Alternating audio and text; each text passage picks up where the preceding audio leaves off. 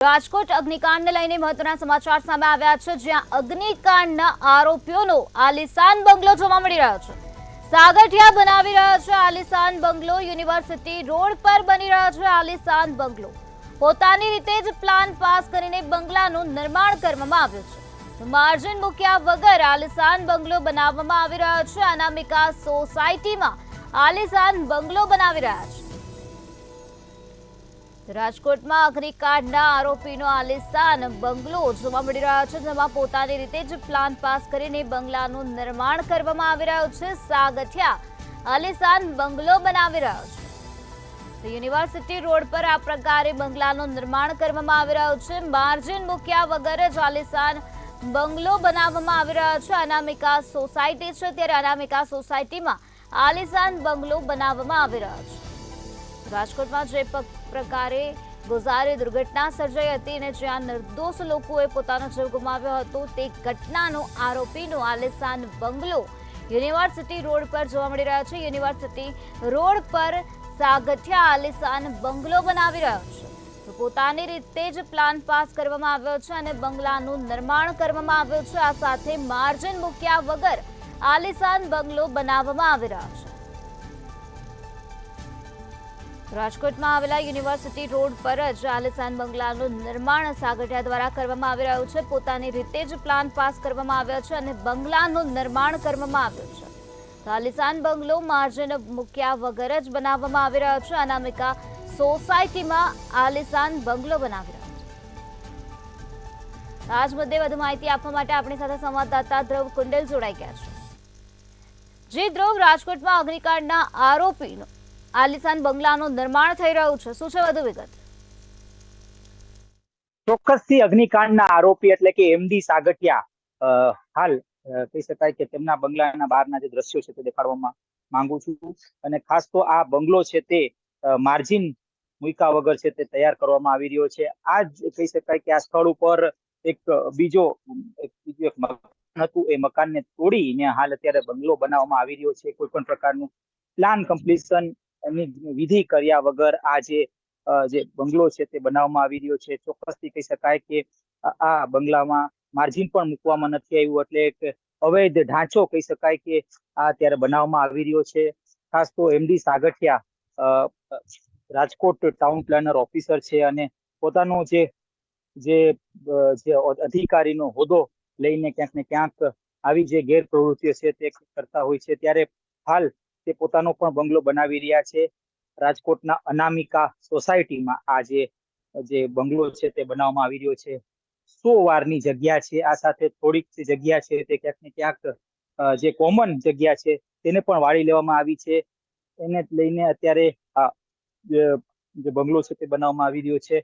ખાસ તો આ બંગલાનો ઢાંચો છે તે અત્યારે તૈયાર થઈ ચૂક્યો છે અને હાલ હંગામી ધોરણે એક ફ્લેટમાં રહે છે એમડી સાગઠિયા। અલગધણી નામનું જે ફ્લેટ છે, આ સોસાયટીની સામેની જ સોસાયટીમાં તેઓ રહી રહ્યા છે। પોતાના મિત્રના ફ્લેટમાં તેઓ રહ્યા છે। ગઈકાલે ત્યાં જે એસીબીની ટીમ પણ પહોંચી હતી પુરાવા એકત્ર કરવા માટે, પણ વાસ્તવમાં વાત કરીએ તો એમડી સાગઠિયા આ સ્થળ ઉપર જ પહેલા રહેતા હતા અને હાલ આ સ્થળ ઉપર એક બંગલો છે, એક આલિશાન બંગલો છે તે તૈયાર થઈ રહ્યો છે। ખૂબ જ મોટો વૈભવી બંગલો ક્યાંક બનાવવાના પ્લાનમાં હતા એમડી સાગઠિયા, અને ખાસ તો આને લઈને ત્યારે એક ચર્ચાનો વિષય પણ બન્યો છે કે એમડી સાગઠિયા કઈ રીતે આ પ્રકારનો જે બંગલો છે તે બનાવી શકે, કારણ કે એક બાજુ જે ટીપીઓ છે અને ટીપીઓમાં જે પગાર ધોરણ હોય તે એટલો મોટો ન હોય, ક્યાંક ને ક્યાંક ખૂબ મોટી રકમ છે તે ક્યાંક તેમના તરફથી લેવામાં આવી છે અને તેના જ કારણે આ પ્રકારની જે ગતિવિધિ છે તે થઈ શકે।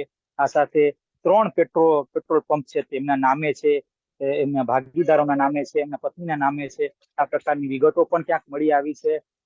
ચોક્કસથી અનેક જે ઉદ્યોગોમાં તે પોતે ભાગીદાર રાખી છે, એટલે કે એક શંકાસ્પદ વ્યક્તિ તરીકે અત્યારે ક્યાંક એમડી સાગઠિયા ઓળખાયા છે।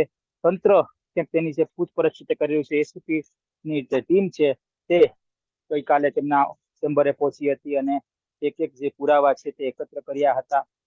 ખાસ તો એક મહત્વપૂર્ણ બાબત એ છે કે ખૂબ જ લાંબા સમયથી તેઓ ટીપીઓમાં છે, એટલે કે ટાઉન પ્લાનિંગ ઓફિસર તરીકે તે ફરજ બજાવે છે. પહેલા તે ઇન્ચાર્જ ટાઉન પ્લાનિંગ ઓફિસર હતા, ત્યારબાદ તેઓને કાયમી ધોરણની ટાઉન પ્લાનિંગ ઓફિસરની જે જવાબદારી આપવામાં આવી, એટલે કે ક્યાંક ને ક્યાંક તેઓએ મલાઈ ખવડાવીને પોતાનું જે હોદ્દો છે તે કાયમી કર્યો છે. આ પ્રકારની વિગતો પણ પ્રાથમિક ધોરણે મળી રહી છે.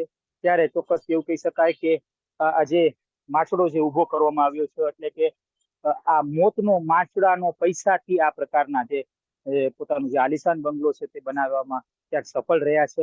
પણ ચોક્કસથી આ તમામ વિગતો ક્યાંક હાલ એસીબી સુધી પહોંચી છે. એસીબી તરફથી ક્યાંક કાર્યવાહી થઈ રહી છે.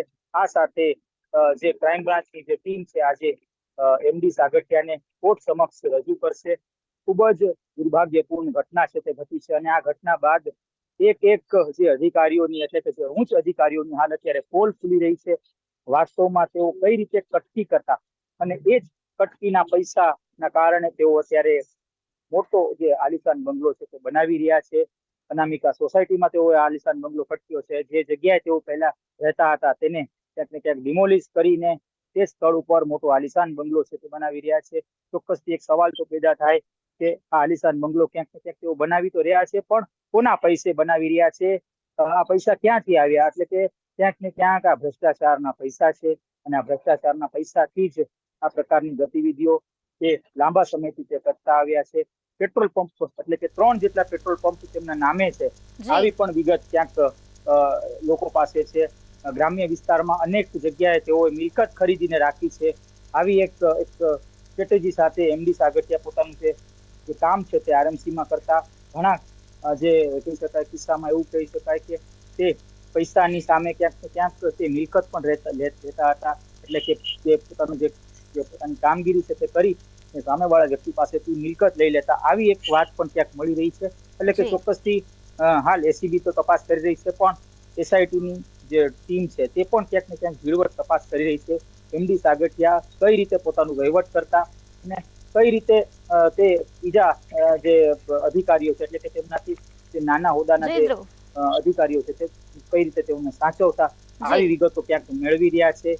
એક જે દસ્તાવેજો છે તેમનો ચેમ્બરમાંથી એકત્ર કરવામાં આવ્યા. હજુ પણ કેટલીક જગ્યાએ, એટલે તેમની ઓફિસ છે, એટલે કે રાજકોટના એસ્ટ્રોન ચોક પાસે એક ખાનગી ઓફિસ છે કે જ્યાં આવી બધી ગતિવિધિઓ ક્યાંક તેમના તરફથી કરવામાં આવતા. તેમના કેટલાક મળતિયાઓ છે, મળતિયાઓ તેમના નીચે કામ કરતા.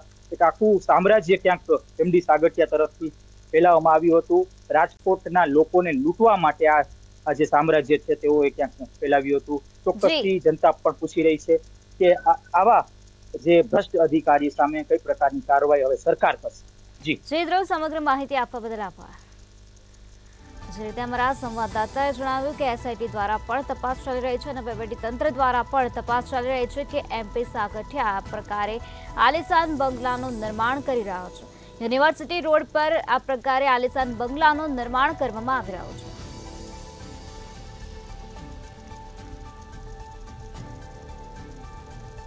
પોતાની રીતે જ પ્લાન પાસ કરવામાં આવ્યો છે, અને ત્યારબાદ બંગલાનું નિર્માણ થઈ રહ્યું છે. માર્જિન મૂક્યા વગર જ આલિશાન બંગલો બનાવવામાં આવી રહ્યો છે.